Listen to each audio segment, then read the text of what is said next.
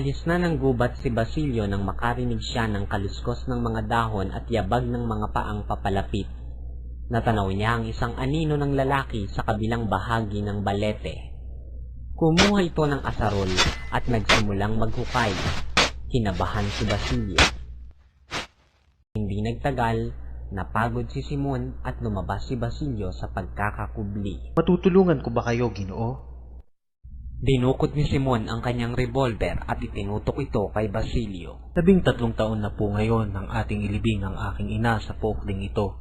At ikaliligaya ko kung ako'y makaganti naman sa inyo. Isang taong napakadakila, isang taong ipinalalagay ng lahat liban sa akin na namatay na.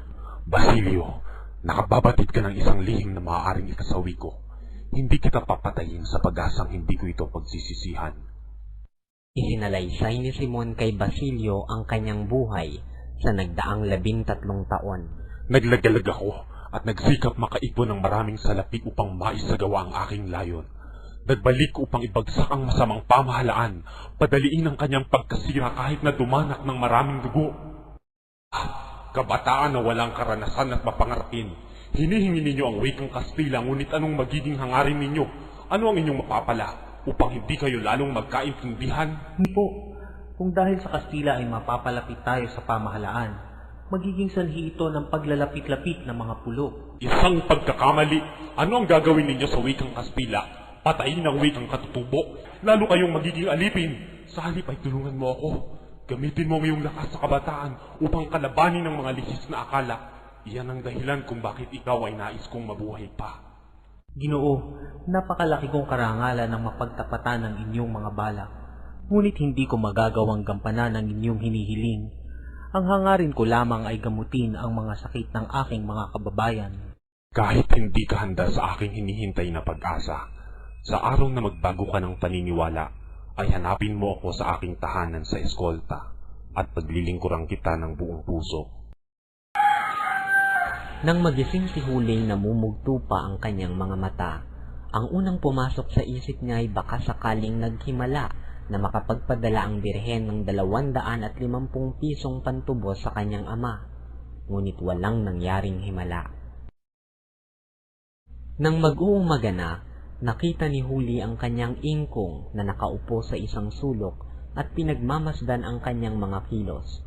Kinuha niya ang kanyang tampiti at nakangiting lumapit sa matanda upang humalik sa kamay nito.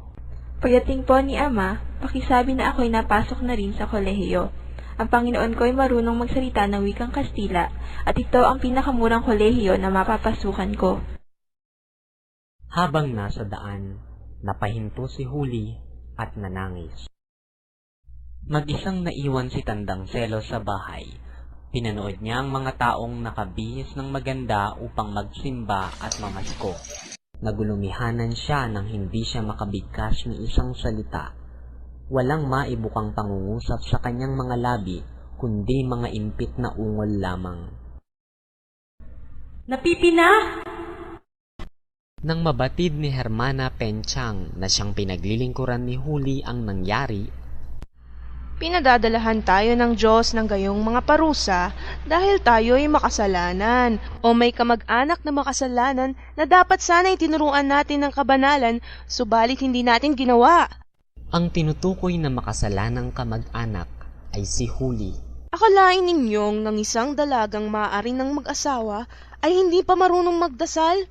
Kung dasalin na nga ba, Ginoo Maria, ay hindi man lang humihinto sa sumasa iyo.